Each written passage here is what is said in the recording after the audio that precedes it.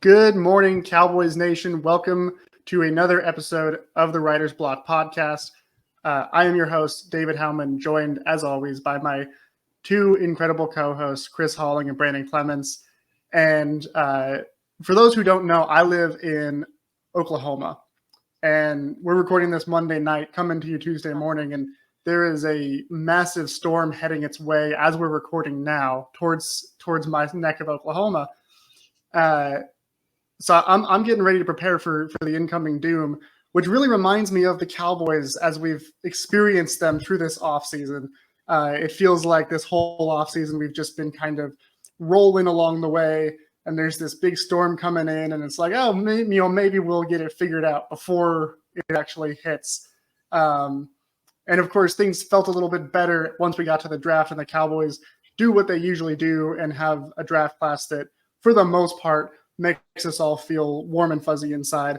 But there's still a few things out there that have each of us concerned, and that's what we're going to get into today. But before we do, Brandon, how are you doing? I hope there's no storms heading your way aside from what we're going to be talking about with the Cowboys for this episode.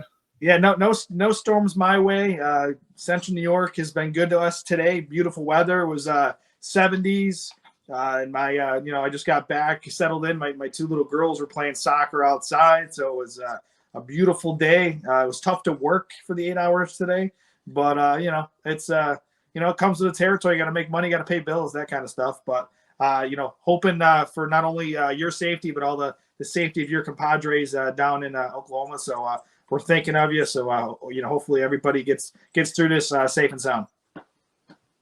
Yeah, and hopefully, for the sake of the metaphor, the Cowboys also get through it safe and sound, which, for those who don't know, Safe and Sound, also a great Taylor Swift song. So I'll chalk that reference up to you, Brandon. Congratulations. Actually, it's a song by Revolution. It's an indie rock song. That too, but, I know where you're going. I'm just keeping track of the Kendrick and Drake beef. That's where my mind is at with all this music right now. So the important question, since you brought it up, are you Team Kendrick or Team Drake? I like both artists, actually. I'm not like super on the side of I'm team whatever, but I think so far Kendrick is winning the diss. I think he's winning the beef so far, but a lot of people are split on it, so I don't know. I'm right now I'm Team Kendrick, but I mean I have no hate towards Drake. I just think it's good for hip hop, and it's what rap is all about. There you go. Now, Brandon, do you know who Kendrick and Drake are? Yes. It's funny we're talking about it. You can tell I'm a huge hip hop rap fan. I know who both artists are. I listen to both. I'm not into the mumble rap era, but I do like some of the old Kendrick Lamar and some of the old Drake. Honestly, if I had to pick, I'm growing up in high school and college, it was Wiz Khalifa for me personally. That's just a personal favorite. But yeah, I know. What's that one song? Swimming Pools, I think it is by Kendrick Lamar. I don't know. I don't. I'm not gonna sit here and act like I know much about them, but I do know who they are. I have not been following along. I actually been trying to watch that Tom Brady roast. I don't know if you guys have seen any of that, but that was some interesting clips I saw online today. Yeah, very interesting clips that we probably can't play on here or say those jokes, but yeah, man. Be friendly. it was very funny for sure. Yeah. I think that Nikki Grass, is that her last name? Glazer. Glazer. Yeah. Close. I think she was the most out of pocket, as the young people would say, the most insulting for sure. What do you mean, as the young people would say? You're the young people. As I would say, out of pocket. I don't know all the lingos. I mean, I just like, I guess I'm gonna sound like the old guy in the room, but my nephews have been teaching me some of the stuff. No cap? No cap. Yeah. No cap. So that means that it's all facts and you're not lying. It's all facts. I've been getting schooled up on it because they're talking about stuff. Like, I have no idea what you're talking about. So. Riz is a big one now. Riz is when you're like trying to flirt with somebody. If like I'm trying to go Riz her up, that means I'm trying to go flirt with her. Wow. So we're getting so for our audience out there, some of our older fans, they're gonna be getting some knowledge to make sure their kids are up to these days. So. Yep. Yeah. So, like, for example, to put it in Cowboys terms, like when Stephen Jones says, the salary cap is the reason we can't do all these things, that's cap. That's cap. Yeah. Literally, salary cap and cap. And cap. It's a lie. Or you could say this offseason, Stephen Jones is he's rising with disaster. Or he's raising Ezekiel Elliott. He's raising Ezekiel Elliott up, trying to sign him to that contract. I don't know. I was thinking malarkey and ludicrous, like different phrases. I was about to say that. That's more on the back end side. I feel like on the new age lingo. That's like Emmitt Smith Cowboys. That is Emmitt Smith Cowboys. Yeah. Thanks, guys. Thanks for making me feel really. I appreciate y'all. Well, anyway, we've had enough fun talking about all the lingo, and I'm sure we're gonna all pepper some of our favorite slang words in here throughout, because we're gonna talk about one of the, I think, most fun things to talk about, which is the negatives of the Dallas Cowboys. I think generally speaking, the Cowboys tend to be a successful team. They tend to win a lot in the regular season, but there's always something that's just not quite right. And, this offseason has certainly served up a few more things to complain about, and we're going to get to it. And I asked before the show for both Chris and Brandon to give me what their one major concern with this team still is after the draft. Of course, last week on the show, we went through and gave grades for each of the draft picks. For the most part, they were all pretty solid grades. Chris still hates Marshawn Nealon with a passion, not just as a player, but as a person. Oh, man. With your words, not mine. So does that mean it's out of pocket? Is that what that means? Yeah, he was very out of pocket. Okay. Sorry, I had to do it. Brandon, you're learning. But for the most part, we all liked their draft. But there's still plenty of other things that the draft didn't fix. And so we're going to talk about the things that still bother us, still concern us as the Cowboys are kind of getting into their offseason program now. I believe it officially starts this Friday. But starts this week, their program where their players are really going to be coming back and working out. And in the case of some people who we may be talking about in a little bit, they may not be joining the team and partaking in some of those activities. But Brandon, I want to go ahead and start with you. What is the one thing that concerns you the most about the Dallas Cowboys right now? To me, I guess just the low hanging fruit of the off season. It's been the chatter of every, social media or any television network show. It's the running back position for me. Like it's just, you see the Cowboys potentially are tied to, maybe a Derrick Henry at one point, which then, then it came out that they didn't even have conversations. And then we just saw the whole thing with Stephen Jones. I believe it was today. I know it was, I think it was the last 24 hours where they were talking about the whole fact that they could spend the money on a guy like Derrick Henry. But at the same time, you're bringing back Ezekiel Elliott for an additional $3 million on top of the $6 million that you already own for this year. So you're actually paying them $9 million this year. So it's a weird situation. They didn't attack the running back position in the draft. We did multiple mocks. Anybody can go back and look at our mock drafts. We mocked running backs in every draft, if I'm not mistaken. I'd be very surprised if we didn't, because obviously y'all felt that the need was there, that we needed a running back. Tony Pollard's down in Tennessee. Like he's taking over, Derrick Henry's position. Like it's, there's other teams getting better. Like Jonathan Brooks is now he's a Carolina Panther. And speaking of the Carolina Panthers, they have, they got two guys that, the Cowboys could scoop up and Chuba Hubbard and Miles Sanders. Miles Sanders is a guy that is familiar to Cowboys Nation when he played for the Eagles, and even back years before that, he was at Penn State with Saquon Barkley. So it's just really frustrating that the Cowboys have just not done anything at this position. I think bringing in Zeke is yes. Is he going to get a lot of touches? Yes. But he's not a starting running back in this league anymore. I love Zeke. I appreciate everything he's done for the Cowboys. It's all love for Zeke. But we all know, like, once you get to a certain age as a running back, he looked like a shell of himself, in the last couple of years. His last season with Dallas, back in 22, and then this past season with the Patriots in 2023, albeit, the Patriots stink. That's why they took a top 5 pick with Drake May this past year. So they weren't very good, but Ezekiel Elliott's best days are well behind him. And that was the main move, that the Cowboys made at the position.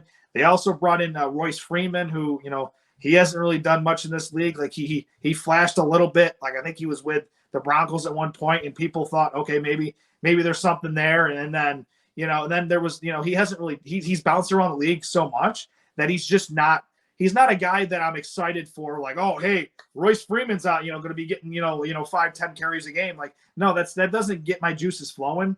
And here's the other thing that a lot of people might not, aren't talking about, and it's the contracts. Zeke, obviously, he's here for a 1-year deal. Plus his, the dead cat money comes off the books after this year. So Zeke, hypothetically speaking, if there's no new contracts, Zeke is going to be out of Dallas next year after the 2024 season. Royce Freeman, if he even makes it to the fall this year, he's on a 1-year deal, so he's not going to be here after this year.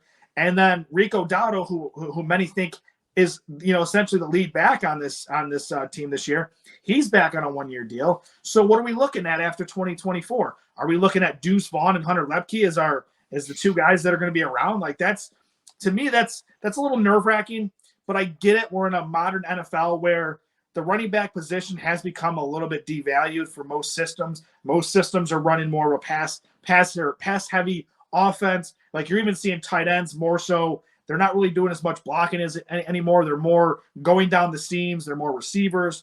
It's a product of the NFL. And I'm okay. And I'm okay with the Cowboys not spending a ton of money at the position because we didn't really get that much of a return on an investment with Ezekiel Elliott's big contract. And obviously we're still paying him, to this day. So I think the Cowboys, they learned their lesson. They overpaid for Zeke back when they did. They thought they were setting the market. And guess what? Everybody looked at them and said, y'all just paid way too much for Zeke. Zeke's a good player, but there's no running back at this point. I don't think it's worth the kind of money that Zeke got in that contract that the Cowboys are still paying for. So I think the Cowboys are doing like a really big, I would say a huge correction, so to speak, where they're going total opposite, where they're not even going in the middle. They're just going from overpaying a running back to not paying for anybody. So I am concerned about that. I do think the Cowboys, if the running back by committee approach can work, which that remains to be seen. But I think if it can work, it's going to have to be Rico Dowdle first. Rico Dowdle needs to be the guy, and then Zeke, maybe Royce Freeman, maybe Deuce Vaughn. Like there, I think it all starts for me is with Rico Dowdle, and I know that doesn't get the fan base juiced up, but when we saw Rico Dowdle play, he flashed enough for me to be the 1A, and then Zeke could be like the 1B, and then you sprinkle in a little bit of Deuce Vaughn. Like that can work. That can work, but it doesn't get the fan base's juices flowing. I'm the most optimistic Cowboys fan, I think, of our group and a lot of our friends over at Blogging the Boys and Cowboys Nation at large.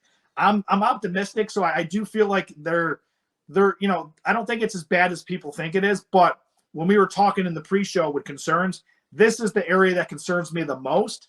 But I do think it can work out if things fall the right way.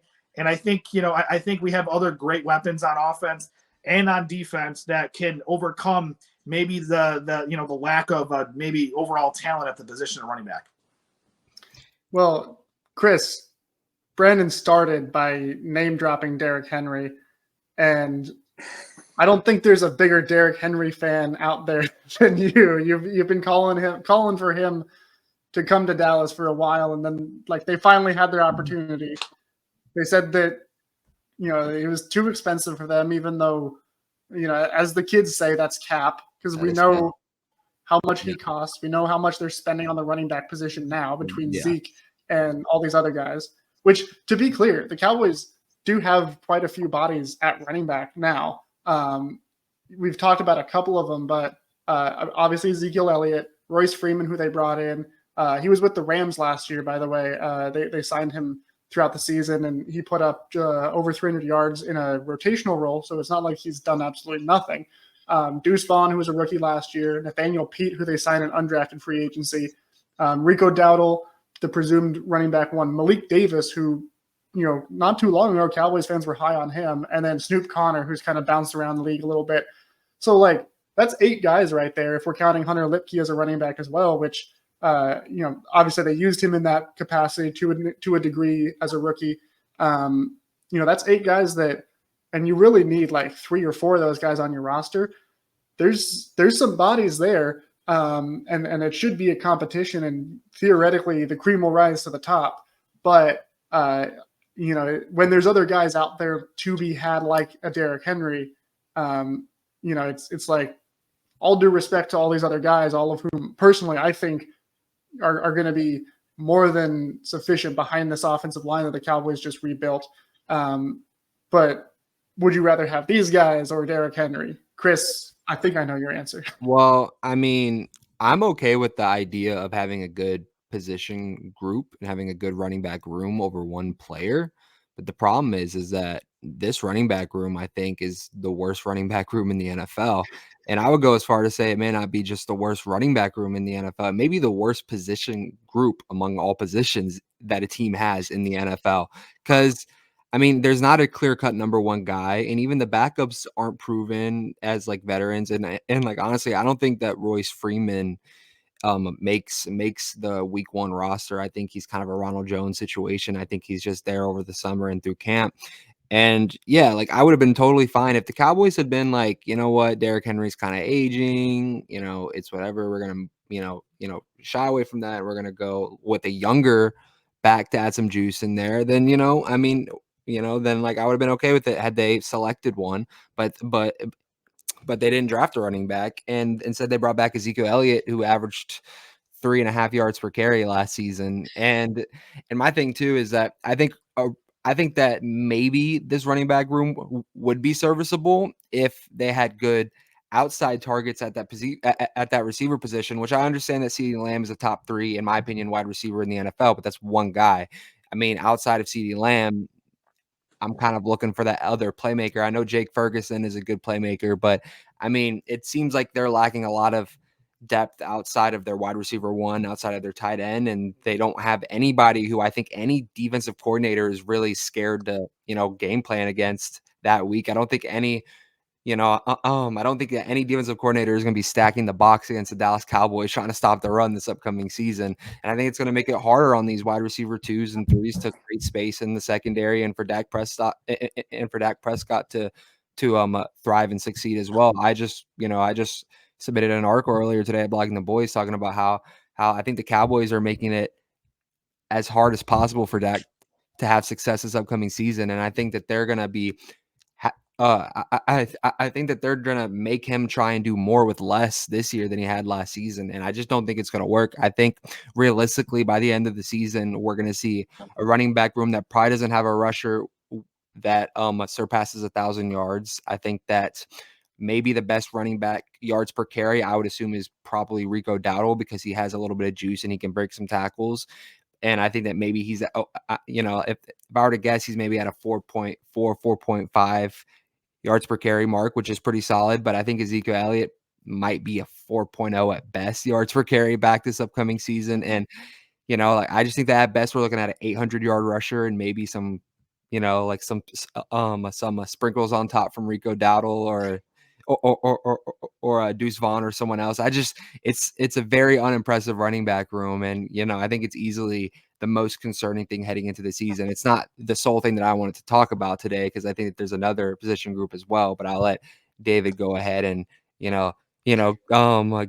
give his thoughts on the running back room, because I know he doesn't care about the running back position at all. He's totally fine if we throw out me out there at the running back position, because in today's football and with the new next gen stats, the running game doesn't matter. So to be clear, it's not that the running game does not matter. It's that the running back position is so unlike any other skill position on offense. It is so dependent on the scheme on the offensive line for success. Because I mean, receivers to a degree, they're dependent on scheme. Tight ends to a degree are dependent on scheme. But at the end of the day, to be a good receiver, like you got to be able to get open. That's what the Cowboys found out in the first half of the 2018 season, which, by the way, when people talk about like, Chris, to your point about like they're making it as hard as it's ever been for That Dak was Prescott. one of my talking points when it got to my turn. Actually, I was going to Yeah. mention the 2018 season. It's not quite as bad as that one because I was looking at the lineup. I would take this lineup over that 2018 beginning of the season roster in a heartbeat. They're Deontay Thompson. I was about to say their week one roster. Fun fact, actually, I was there for their week one performance against the Carolina Panthers. Actually, I think they lost 16-8, and I was there in person for that. And it was it was Deontay Thompson. I think was actually their number one on the roster, and they had Alan Hearns, they had a rookie Michael Gallup, a Tavon Austin. They still had Terrence Williams at the time, and that's what led to them getting Amari Cooper is because they saw how bad that wide receiver room was. So maybe they see how bad this running back room is. Maybe at the trade deadline they trade a pick for a running back. I don't think that they would trade a first for a running back, but maybe they'll trade some mid-round pick maybe to get a guy in because there's always going to be teams that are willing to move maybe their second or third running back option for a potential pick. And, I think that there's several names out there that would be intriguing for the Cowboys, but it just seems like the Cowboys are willing to, send out Ezekiel Elliott and have him be the running back one this season. And I'm just not buying that that's successful. I got to say, I like the idea of, and I think I wrote an article about this. I might have just thought about it and didn't actually do it, which unfortunately is a little common sometimes, but a guy like Dameon Pierce in Houston, where they have very clearly not prioritized him in their run game. Miles Sanders in Carolina. I'd prefer Chuba Hubbard over Chuba Hubbard. I mean, Miles Sanders, but Miles Sanders was a productive back in Philly. Certainly has the athleticism to fit in this kind of offense. There's a few other guys. Three of those names. Options. But at the same time, like the guys that they have on the roster, personally, I'm confident that they will work because the offensive line is what it is now. And because, again, to your point, Chris, I think this was a good point that you brought up. But for my argument, that used to happen a lot. I seem to throw you lobs on your own takes sometimes. So. And I appreciate it. Keep doing it. Yeah. But if the defense is not going to be like, they will not be loading up the box with 8 guys, 9 guys to stop this run. In theory, that helps the run game. Like as long as you're able to block up your man at the line of scrimmage, like you've got 5 linemen, right? Have your 4 block and send Tyler Smith or Zach Martin pulling through the gap. Have whoever the running back is, even if it's Chris Holland, just run through the gap, follow Tyler Smith, follow Zach Martin. Like if you're facing a light box, like go to town. Like you should be able to I could gain 1 yard. I'm confident I could gain 1 yard if you threw me in the backfield. Well, then you can be their short yardage back when they need 1 yard. Yep. I'm not scared of Jalen Carter and Jordan Davis. I'll just run right through them in the middle. You know what? Hey guys, real quick, there's one thing I do want to point out. I'm just sitting here, we're talking different ideas for the running back position. What I can see the Cowboys doing is if they don't like their room at the end of the preseason, there's going to be a lot of cuts, and there could be a lot of quality running backs that get caught off of rosters that the Cowboys might put a claim on. So that's something else. Obviously, we're going to get down to that, a few months from now. But that's just something I was just thinking about. I feel like that's something that the team could pursue if they felt like they needed to. What if they also brought in Dalvin Cook as well, just to feed into the running back room? I'm not a believer in Dalvin Cook either, but I mean, like, what if they're just like, let's just add all these bodies and see who plays the best? I mean, Mike McCarthy has a little bit of, experience in that division. And then Mike Zimmer was his head coach for about a year or so. So, I mean, I think that there's some sense in the Dalvin Cook. Dalvin Cook made sense to me before Ezekiel Elliott did. And I don't know, like maybe they just want to bring in all the veterans and just have them duke it out like that scene in The Dark Knight where he just like breaks a stick and is like, here, fight for it. Like, give me Leonard Fournette, give me Carlos Hyde, Felix Jones. Let's bring him back. I was about to say, I was actually looking at the free agents right now. Dalvin Cook, Cam Akers, Latavius Murray, Kareem Hunt is still a free agent, and personally, I think Kareem Hunt would actually be really good on this roster. I think that he could be better than Ezekiel Elliott day one. I'm not a believer in Zeke Give me anymore. Murray. It's interesting. Latavius Murray. It's interesting you bring up Kareem Hunt because, like you were saying, Cowboys probably will not have a 1,000-yard rusher this year. I would agree with that. I don't think that's a problem. The Browns, as they're one of many teams the last few years, that have had very, very good rushing attacks and not had a 1,000-yard rusher. Obviously, in previous seasons, the Browns have had Nick Chubb, and he's been, really phenomenal. But the Browns this year, I mean, Nick Chubb, his knee exploded in week 2, and it was a horrible injury. And truly, I hope for a full recovery for Nick Chubb because he's a tremendous player. But they were still able with Kareem Hunt. With I'm gonna expose myself as not at all a Browns fan, but I think it was Dearness Johnson, Jerome Ford, some other guy that was in there, and they didn't have a 1,000-yard rusher, but they were able to, between their scheme and their offensive line, which happens to be coached by the best offensive line coach in the NFL at the time. Now he's in Tennessee, Bill Callahan, who the Cowboys know plenty well from his time in Dallas. But they were able to have a very good offensive line, have a very good run scheme, and one of the better run game callers in the NFL and head coach Kevin Stefanski. And they were able to take a bunch of guys that aren't a 1,000-yard rusher, aren't one of the premier running backs out there, and put together a good run game. So can Mike McCarthy do the same exact thing? I think so. Some people might not think so, but guess what? In a couple of months, we're going to find out. True.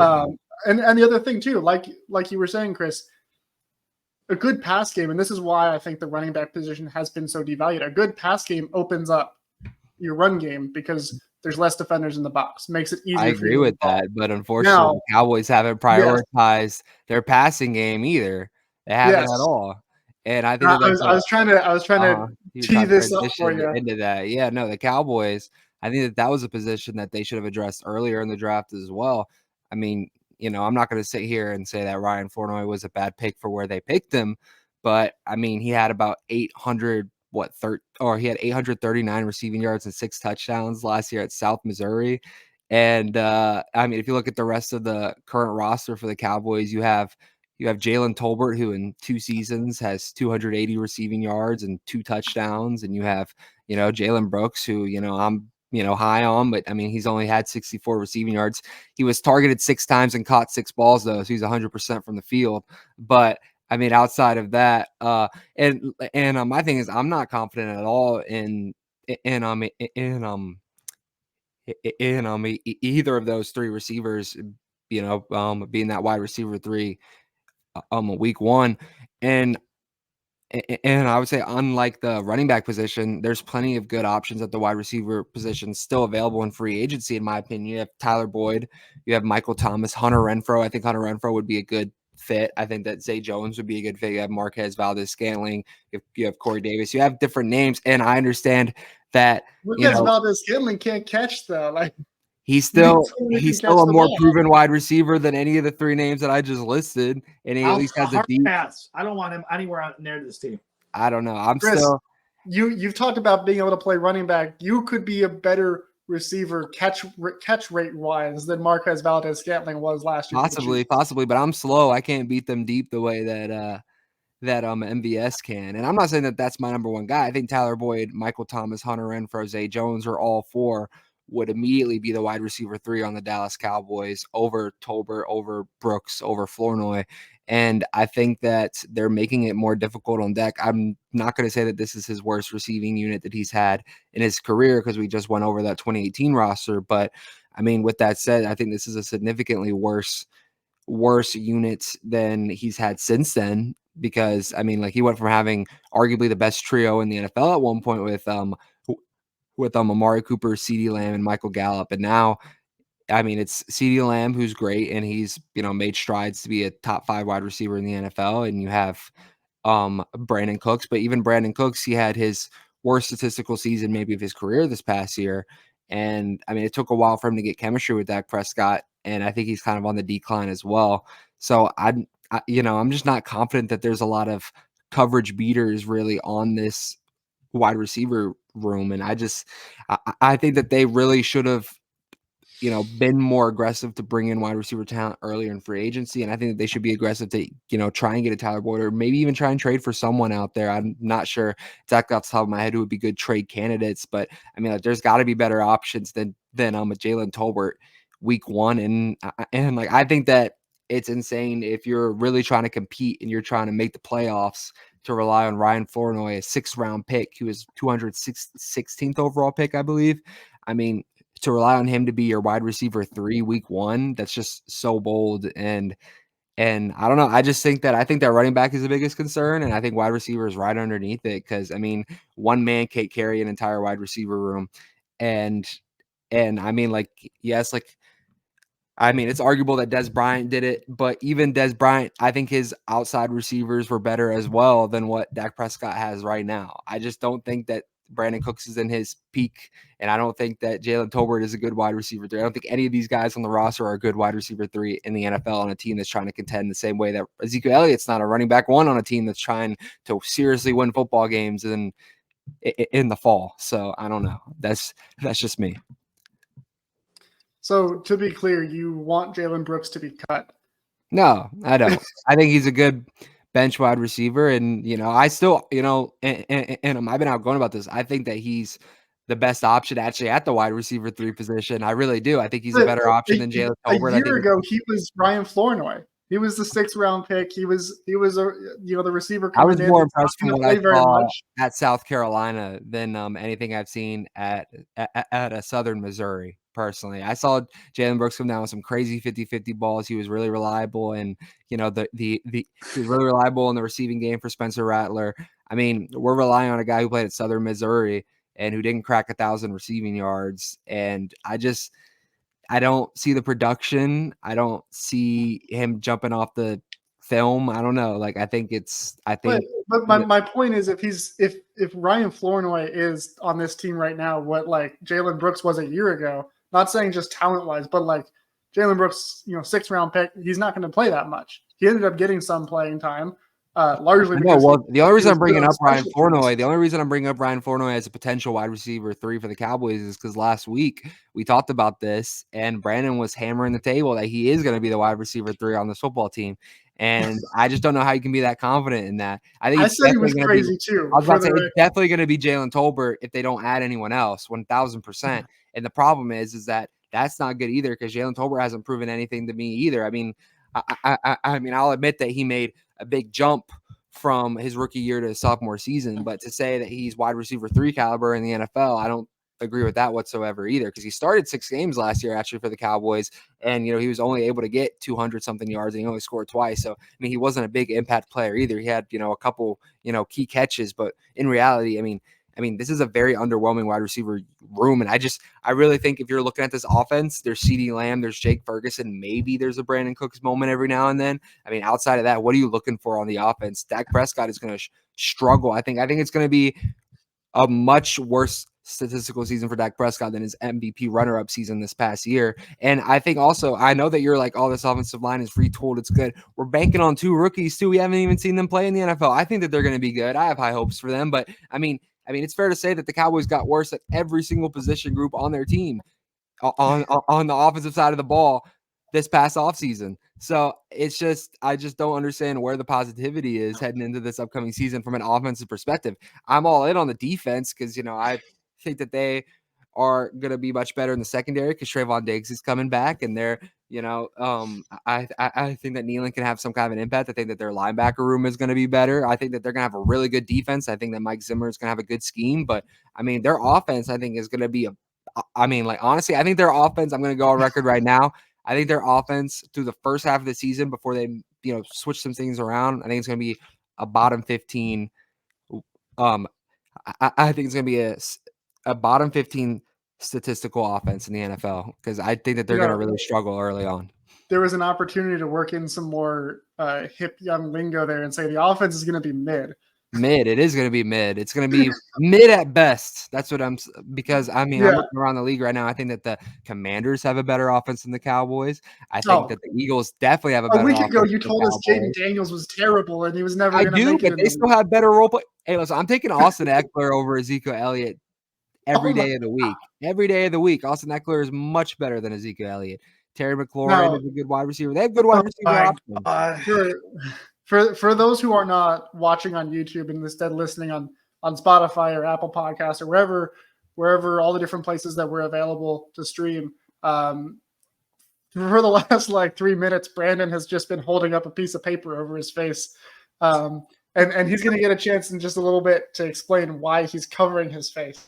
But I just want to point out we're forgetting a couple of names when we talk about in general, the pass catching weapons. Are you talking On about this Luke team, Schoonmaker? specifically Because the I'm wide not worried receiver. about Luke Schoonmaker either. If we're I talking know you're about not worried that. about Luke Schoonmaker, and you are Yeah. going to be proven wrong. So That was a waste of a I'm ready draft to pick see as that. well. But let me just say, first of all, last year, Kevontae Turpin did play more as a wide receiver and got involved more in the offense, and I would anticipate that will increase even more this year. He's Not saying he's gonna unironically our best wide receiver 3 option. and Just I'm based not off his saying he's speed going and to his play wide athleticism. receiver 3 snaps, but he has the juice to where if you put him in the right spot and you use him in the right way, like he can be a very good additional weapon there. And you've got Jalen Tolbert, who took a big step forward last year from his rookie year.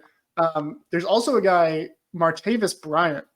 And when the Cowboys brought him in, I'm not. a lot I of said people were this excited. last year when they did this. I said this during the thing. I was like, you could have gone out and traded for some kind of a veteran wide receiver, and instead you're just I mean, at the end of the day, you're just scraping in the $5 movie bin. You're just trying to find something To be budgety. You're clear, trying to bring in. Martavis Bryant was a very productive receiver back He when he played. was And back it's been a when little Des bit Bryant since was he played. playing. I mean, at that point, listen, we're bringing in Martavis Bryant. We're signing Ezekiel Elliott. At this point, just go sign Des Bryant and bring him back in the You room. want I to mean, bring Dalvin Cook in too?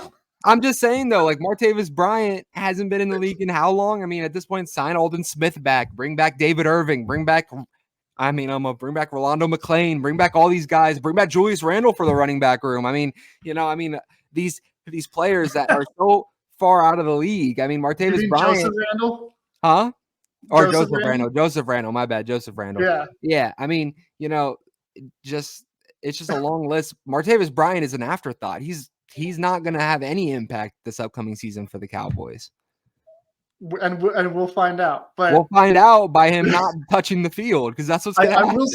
I will say, since you brought him up, David Irving, I have full confidence if he stepped onto the football field tomorrow, he would get 2 sacks and a forced fumble. He would be the best defensive tackle on the team. He was just that kind of guy. 1,000%. But Brandon, Yeah, I feel like you've got something to say. Yeah. Oh yeah. I'm just been sitting back, just listening. I'm just putting the for the audio audience only, putting my my notes over my face because I'm just like, Chris. Yes, y'all can call me crazy all you want. Ryan Flournoy is going to be our receiver 3 this year. I'm just I think that Trey Lance is going to be the QB1 next year. So I said okay. So hear me out. In 2025, the starting lineup is going to be Trey Lance, Ryan Flournoy, who's going to be a running back. Hunter Lipke. I mean, dude, here's the thing. I don't know what film you're watching, but Ryan Flournoy was clearly the best player on the field every time he played. And then he played for Southern Missouri. I mean, listen, I would hope that he's the best player on the field if he's going to be the starting wide receiver on the team. Chris, when he was playing Big 12 competition, he caught 10 balls against Kansas State. He was the only guy in the field. Big 12 doesn't play defense. Come on, we know this. No, Kansas State is all legitimate Division I players. They are high-level Power 5 conference players. So I don't want to hear about this, Southeast Missouri. Outside of Cooper Beebe, I'm not sold on any of those Kansas State players. Here's the other thing. Here's the thing that I don't know if you've seen all the stats, but Southeast Missouri State is more of a run-heavy type of offense. Their starting quarterback this past year, didn't even throw for 1,800 yards. And let me tell you this, Ryan Flournoy caught about half of those passing yards. So he was pretty much the receiving offense on that team. Sure. It wasn't a lower level competition. That's fine. He's a 24-year-old prospect. Will be 25 in October. The kid is very mature. You're not going to get any issues with him. And my thing is he's going to come in right away and he's going to play. He's already better than the guys you named. He's better than the Jalen's. Jalen Tolbert, to me, I'm over Jalen Tolbert, to be honest with you. To me, that was a wasted early round pick. That's just the way I feel about it. And then your boy Brooks, much love to him. I mean, he was a day 3 pick as well. But I already know that Ryan Flournoy, I know he's better than those 2 guys. All he needs to do is get out there and play. And here's the thing. Ryan Flournoy is also going to play. He's going to also fill in on kick returning as well because of the new kick return rules. He's going to get on the field this year. I do believe that. And here's the thing. Here's the thing. Ryan Flournoy, if you look at his numbers, he runs a 4.4. He's 6'1". He's over 200 pounds. He's an athletic freak. He gets off the line. If you watch those reels, he gets off the line, unlike many receivers in this draft class. This receiver draft class was so deep that a guy like him in other years that are more of a normal receiver class, he's a 3rd-round pick. That's how talented this kid is. The reason why he's a 6th-round pick is because, yes, he's an older prospect, sure. Guess what? He's 24. Big freaking whoop. He can still play many years in the league. Patrick Creighton played. He was an older prospect as well. He came in, had a very productive career, played 7-8 years in the league. And he was also the same number pick, as Ryan Flournoy. Ryan Flournoy, go back and watch the tape. And he also put on a show at the Senior Bowl. The guys that you said, he's going against guys that will never, they're bagging groceries next week, kind of a thing. He was at the Senior Bowl cooking guys. He knows how to sit down in zones. He's a very smart, very cerebral player. He's very mature, obviously, because he's a little bit older. He gets the game. The game is not too fast for him. He's a physical player. He's good in blocking. Like, he checks the boxes for me that I look for as a wide receiver. And here's the thing.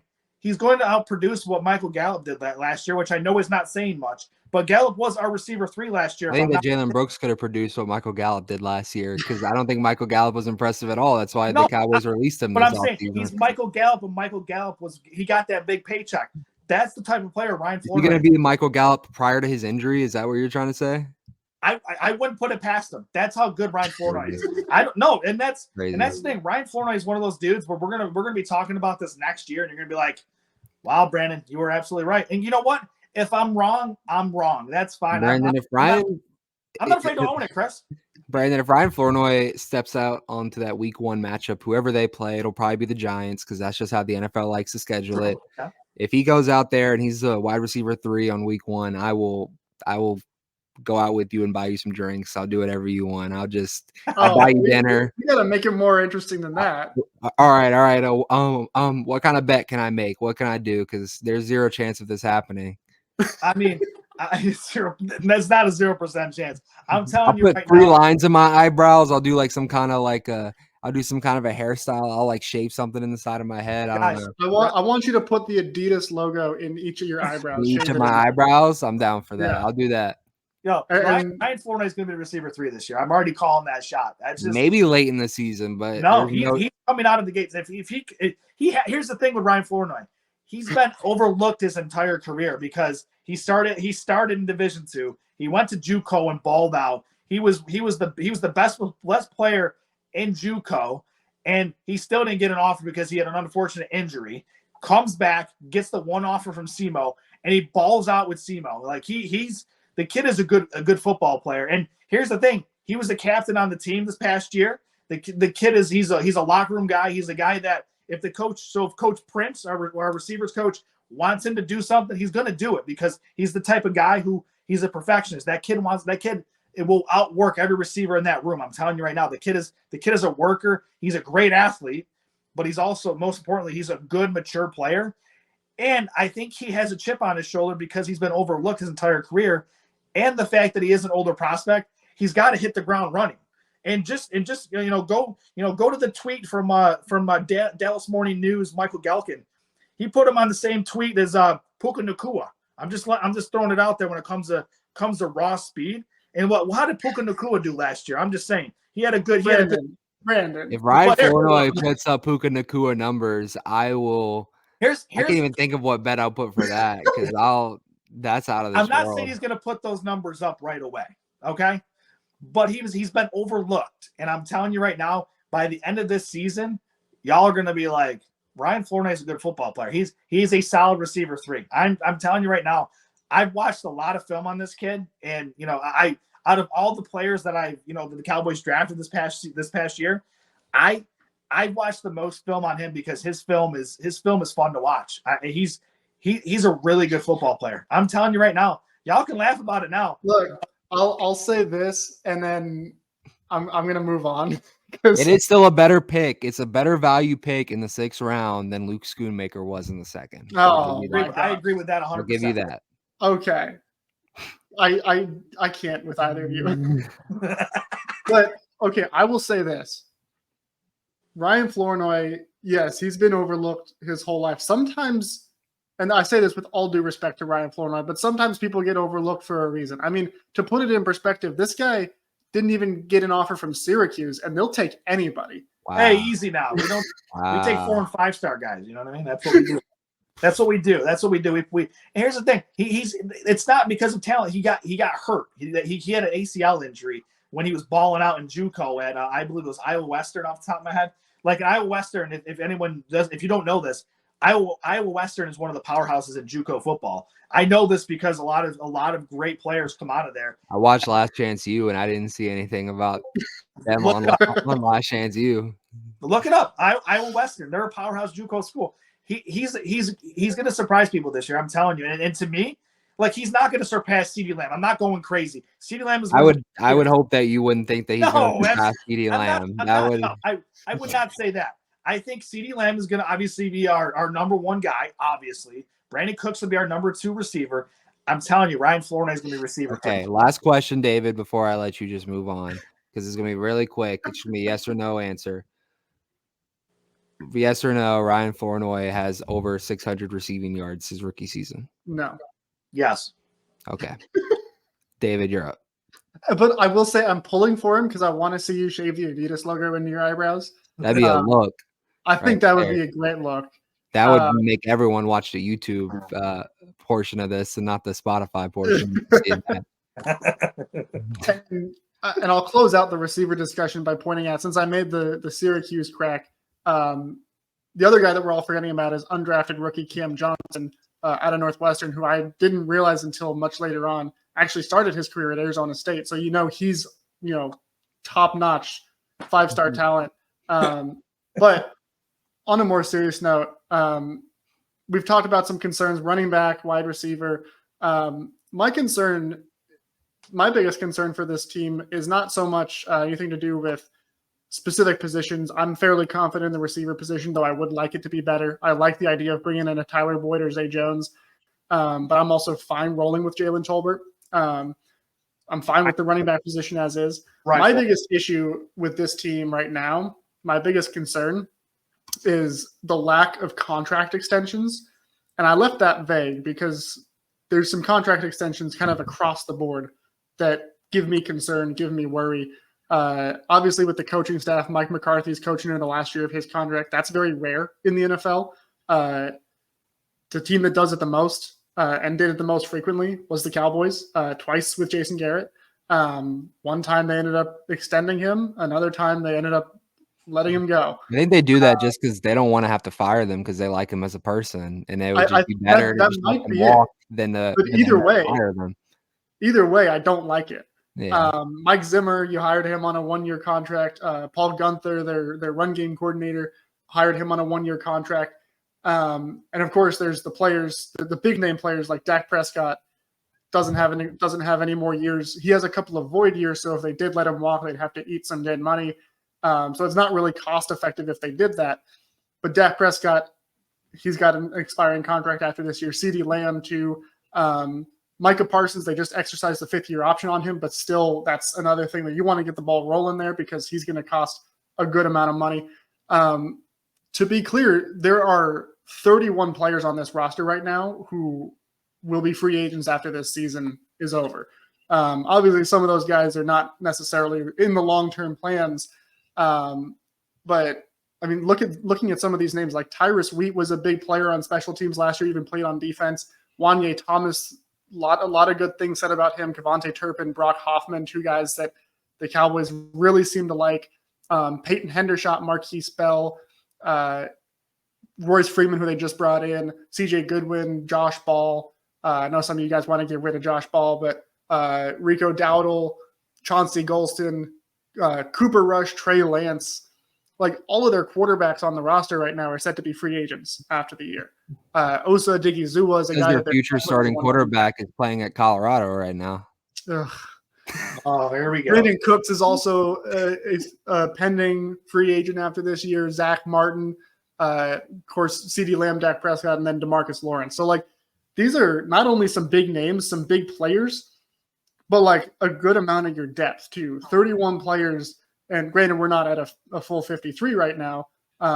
They have much larger roster allotment right now. But if you were to go in with those 31 guys on your 53 roster, that's over half your roster that's going to be a free agent after the year. And that's not great, especially when you're also saying your whole coaching staff is essentially going to be a free agent after the year.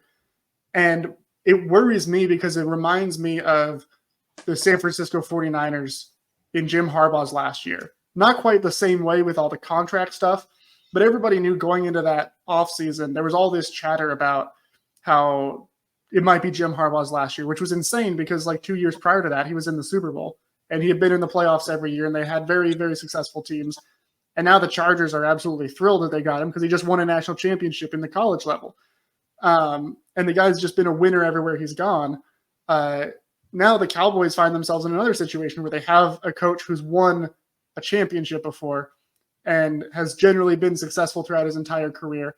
And you've got, for the most part, like a really talented roster. I know that, we've talked about the receiver spot. We've talked about the running back spot. I'm not saying that the Cowboys have the best roster or even necessarily a top 5 roster, but I think top 10 is realistic. This is a team that on paper, at the very, very, very minimum, should be in the playoffs, should be winning playoff games realistically. And I just think of all the other teams out there that haven't had that in a very long time. Like, you look at the struggles that the Raiders have had for so many years. You look at the Browns until very, very recently. And even with their recent success, it's not really been super consistent.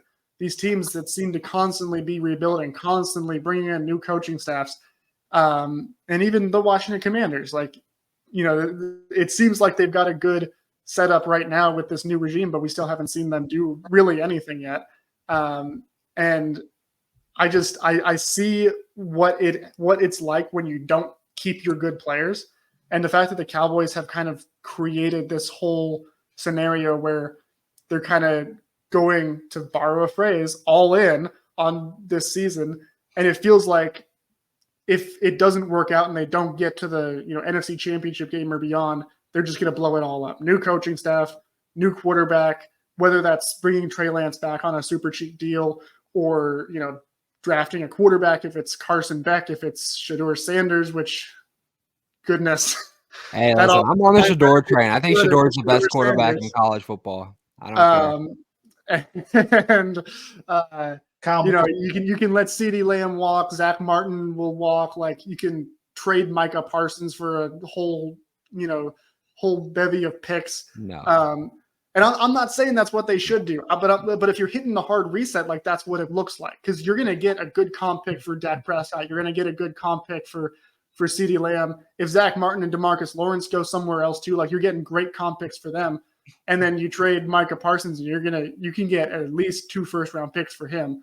Like, I think you get 3 or 4 first-round picks for Micah. And my thing is this: I think that you can reset and you can have a little small tank and still sign a guy like Micah, because it's just, my vision is if the Cowboys do kind of blow things up, I think it's not going to be a situation where they're waiting years and years and years to get back to it. They have such a big market and they have the ability to draft good players. I think that I think that if they do blow things up, I think you're looking at maybe a 1 or 2 year hiatus of maybe making the playoffs, but I don't think it's. But that's also that's what every team thinks.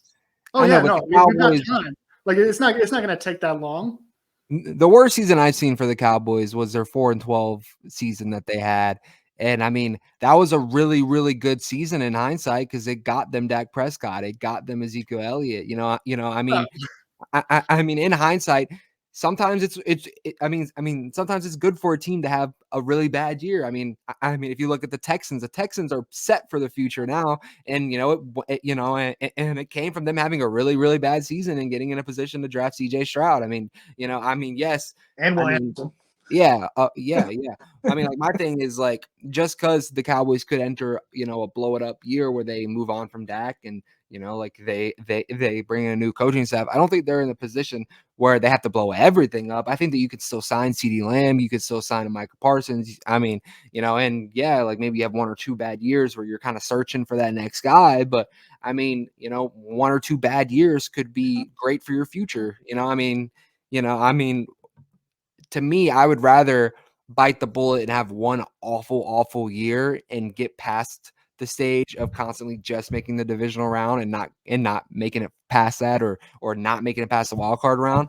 I'm okay with one awful year if it means that they bring in guys through the draft and they bring in guys through more cap space that can take them to the next level and actually push them past it instead of just bringing back the same guys over and over and over again who just aren't built to make that deep playoff run. And, you know, this kind of sounds like I'm just specifically talking about Dak Prescott, but I mean, that's where the majority of their cap space will be focused on if they do sign Dak Prescott to a long-term contract. And I think you kind of are handcuffing yourself to being in the same situation every single year, as opposed to, yeah, it would suck to move on from Dak Prescott. It would suck to move on from a quarterback who just finished as an MVP runner-up.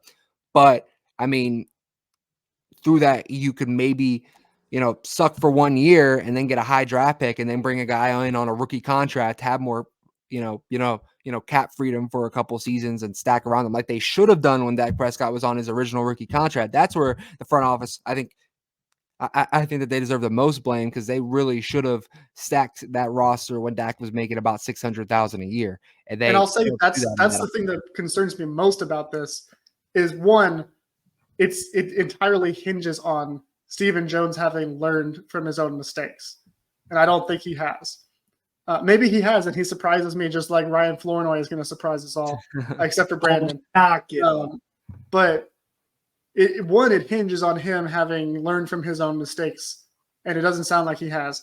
But 2, it hinges on the Cowboys drafting the right guy when they draft their next quarterback, which we actually haven't seen. Like, they hit on Dak Prescott, but people forget in that same draft on the first round, they tried to trade back up to get Paxton Lynch. Later in I think it was the second round, it might have been the early third, they tried to trade up again for Connor Cook. How are those 2 guys doing? I think they both flunked out of the XFL at the time, or the USFL, whatever it was. Those guys, like, they lucked into Dak Prescott the same way that they lucked into Tony Romo as an undrafted free agent. So, like, the Cowboys have been very, very good at drafting, you know, virtually every position except for the quarterback position. We haven't really seen them, like, intentionally draft a quarterback that's turned out to be really, really good for them. Last time they drafted a quarterback was high up at the number 1 pick when they got Troy Aikman. So actually, the last time they drafted a quarterback was Ben DiNucci. I said the last time that they took one so early and they were intending him being their starter and that was a while ago though. That was Jimmy Johnson was. Hey, come on now. Well, it's not that long ago, guys. Jeez, that was right around the time. It was a long time ago. I'm just saying that was the last time that they had a high draft pick like that where they really spent like a number 1 or 2 pick. Don't forget the second round pick of Quincy Carter. Okay, just throw it out. I know, but I'm talking about, you know, if you suck so bad that you get the number 1 or number 2 pick, that can change your franchise around sometimes, unless you end up drafting a Zach Wilson. Draft Bryce Young, yeah. DeMarcus Russell. I think it's a little early to say Bryce Young is a bust. I think that he had the worst. But looking at that draft, like, and you mentioned CJ Stroud, a lot of people thought Stroud was going to be the first overall pick. The Texans kind of lucked into CJ Stroud because the Panthers. And it kind of sounds like, I don't think it's ever actually been confirmed, but it sounds like the coaching staff wanted CJ Stroud. Yeah. And the owner forced Bryce Young on him. Not to say that Bryce Young can't ever amount to anything, but I think it's very clear CJ Stroud had a phenomenal rookie year and the Texans are well set up. But also the Texans were very bad for quite a while. And I mean, they had a messy divorce from their previous quarterback, and before they brought that quarterback on, they were very bad for a very long time. Okay, yeah, but I'm saying that they made the playoffs and they won a playoff game, and they weren't able to go deep in the playoffs with Deshaun Watson. They had a messy breakup with Deshaun Watson. They had 1 or 2 bad years, and then now they have the quarterback of their future. I mean, what if that's the case with? There's somewhat of a mess. But they overhauled they completely overhauled their roster during that time. They gave up on players like Damian Pierce, who may or may not come to Dallas. They fired 2-3 head coaches between Bill O'Brien and David Culley and Lovie Smith before they got a guy in D'Amico Ryans that like was almost universally praised as, going to be a great coach, and also paired him with the offensive rookie of the year, the defensive rookie of the year. So it's just like so many things fell into place. Not saying that the Texans like don't get any credit for it, but like so the stars aligned for them to have a really, really good 2023. And there's so many other teams out there that have done the rebuild, that have, hit reset from scratch, and they're still rebuilding, and it's not worked out for them. And I don't like saying to a front office that has never actually had to completely rebuild, because Stephen Jones wasn't really involved when they rebuilt this in the 90s, and have him go and be responsible for building the whole thing up back from scratch. I have to say real quick, I'm not pushing for a rebuild. I'm pushing for the Cowboys to be all in and be aggressive. I wanted Saquon. I wanted Derrick Henry. I wanted all these big names. But I think that the Cowboys are realistically kind of leaning towards a situation where I really do believe that they're holding off on these extensions because they're willing to say, if you guys can't do it this year, then why would I pay you guys and keep you guys for the long haul? And I think that's kind of the direction that the Cowboys are heading towards. So I'm just embracing that possibility. I'm not saying that that's impossible. So I'm just, I'm kind of glass half full about that possibility. Not to say that that's my preferred option, but I would rather full reset than stick with the same guys who can't go, who can't take the next step. But I really think that kind of just comes down to a couple positions, because you still have so much talent in that secondary. You have talent, at the wide receiver position with CeeDee Lamb. You have a great, in my opinion, you have the best defensive player in the league and the most talented Cowboys defensive player possibly ever, right up there with Deion Sanders and DeMarcus Ware and Bob Lilly and all these other names. So, I think that you have cornerstone pieces around your team, but maybe you just move on from a couple really, really key positions that you've had for a long time, and that can, right the whole, circle, and, it can really, have them going in the right direction. Guys, here's just, the top 4 names that have the most average value, salary wise on the Cowboys that are going to be free agents this year. Dak Prescott, Brandon Cooks, Zach Martin, and DeMarcus Lawrence. What do they all have in common? They're all going to be around 32 years and older going into 2024. So, and I love all those guys. And Chris, to your point, sometimes you have to, maybe not do a full reset, but you got to stop paying for guys that are getting towards the back end of the career, or, close to that finish line, so to speak. DeMarcus Lawrence is still pretty productive at 33 years old. But for me, it's like, that's why they drafted a guy like Marshawn Nealon, for example, because, there's a lot of traits that, that appear that could, I'm not saying the kid's going to be DeMarcus Lawrence, but maybe the Cowboys are like, okay, we know DeMarcus Lawrence is 33. He's in a contract year. It's time to look towards the future and market, Marshawn Nealon is the guy that, could take that spot. So, yes, I've hammered down the whole Trey Lance thing. I get that. But if Trey Lance shows enough to the front office, I'm not saying it's 100%, but don't be surprised if they're not going to bring him back on the contract at the 5th year option. We obviously know that that's been reported by all the big names, like the John Machotas of the world, and Todd Archer, all the big names that we all see, see the reports out there. But I'm just saying, Trey Lance on a cheap deal could be the right move, because then it frees up some room for a guy, like Michael Parsons, who's due for a contract. CeeDee Lamb's obviously due for a contract, and then here's the other thing. Zach Martin, he's going to be 35 by the end of the season this coming year. Like, Zach Martin is one of the greatest, players to line up for the Cowboys, and sometimes it's tough to move on from guys that are so good, but sometimes you just have to just, break it off at a certain age. They did it with Tyron Smith. Wouldn't be surprised if they just let some of these players walk, and we don't do necessarily a rebuild, but it's almost a little like a mini refresh, and they have some fresh blood. They have some younger players that are taking these positions over. And that's why they've drafted the way that they have, especially this year, because they're expecting these older players not to all be back next year. So we all have to know that a lot of these guys, we got 1 year left with them. Enjoy the run, and then let's see what happens in 2025. I'm not saying it's going to be a total blow up. I'm not saying that, but I do think there's going to be a quite the overhaul. And you guys alluded to it. I think it was like 60% of the roster is on a 1-year deal this year. So, we're going to see a lot of overhaul, which is not a bad thing when, if you're keeping your core guys like a Trayvon Diggs, Micah Parsons, CeeDee Lamb, just the name, and then maybe Deron Bland gets a contract. When you're keeping some of those, handful of core guys, then you just bring in other players around them. That's okay by me. This is depressing to listen to. But look, I'll say that here's where I'm at on the whole quarterback thing and Trey Lance and Dak Prescott. And this is, I don't know any inside information. I'll clarify that now. But I think if Dak Prescott gets an extension done by the end of training camp preseason, then they're ready. They're committing to him, and that's probably going to be the last contract he ever signs, or at least the last multi-year contract, because at that point he'll be well into his 30s whenever that's done. But if he doesn't get a contract and we start the regular season, he's gone. I don't see a world in which he goes out and plays this year and doesn't. I mean, at that point, he already has all the leverage.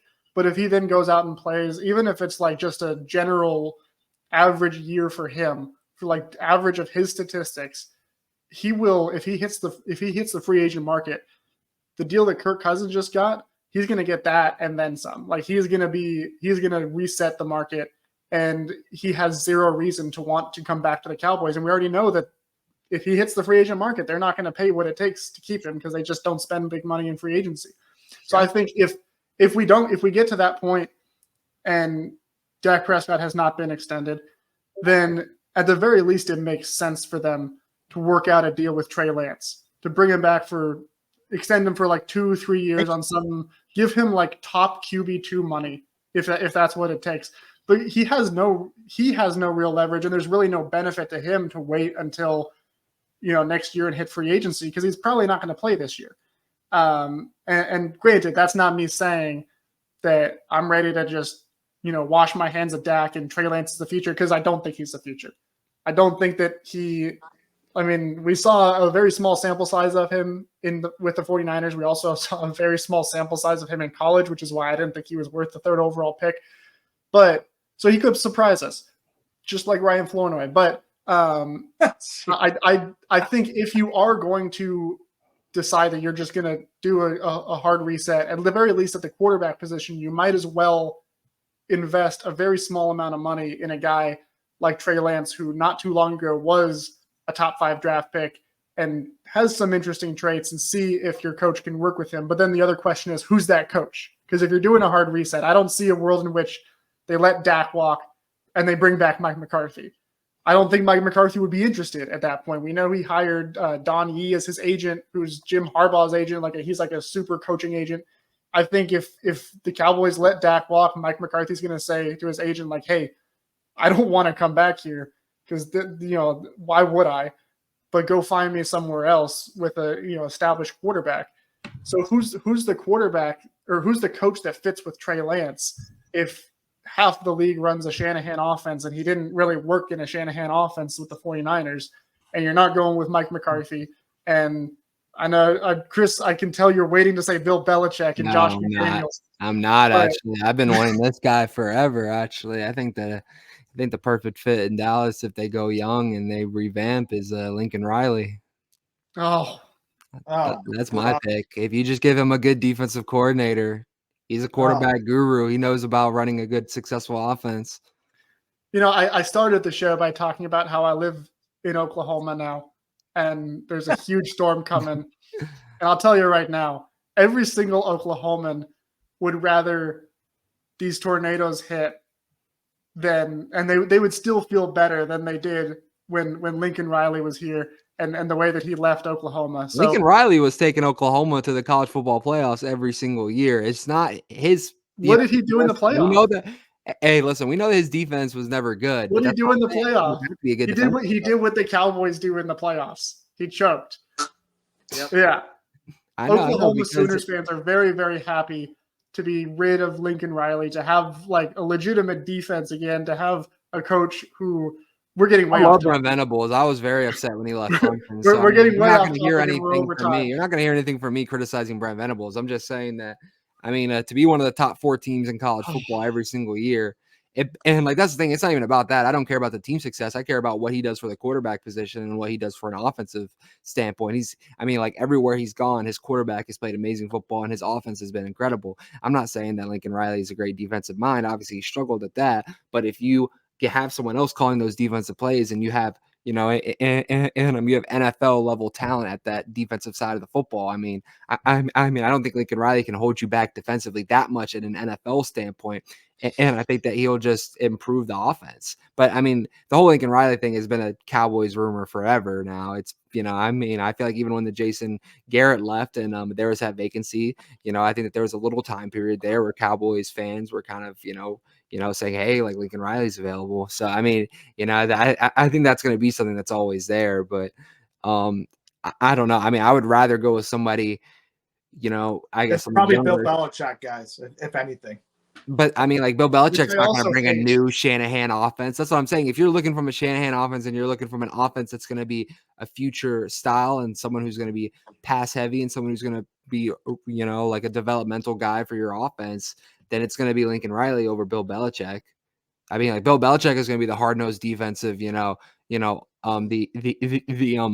hard-nosed defensive old school type head coach. So, it's your choice, but I don't know. I think that they'd be better off going with a younger offensive mind if they are going with the Trey Lance route. I think we've gotten a little too far on Trey Lance and the future head coach of Lincoln Riley. Give me Greg Roman. I'll be happy with that. Greg Roman's not going to be that. He's with the Chargers. That's okay. He's busy. He's employed. No, I know this, but look what he did with the Ravens with Lamar Jackson. I'm just saying.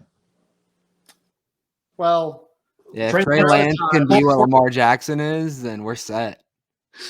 Yeah.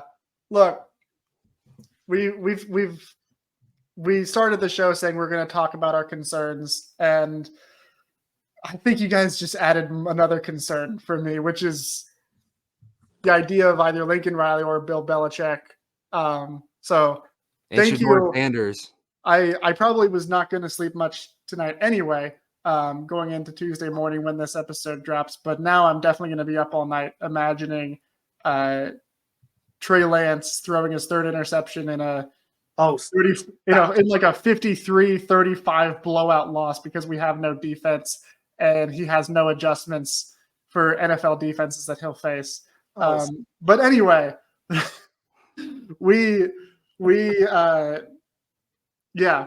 out of time. I don't have any other nice, clean way to wrap this up. We got way off topic, and that's mostly my fault because I started talking about Trey Lance. I knew what I was getting into bringing him up, but for Chris Halling, for Brandon Clements, we hope you'll come back next week for the next episode of the Writer's Block podcast. And hopefully we will not be talking about Lincoln Riley or Bill Belichick, but who knows? But until next week, David Howman signing off. And remember, go Cowboys.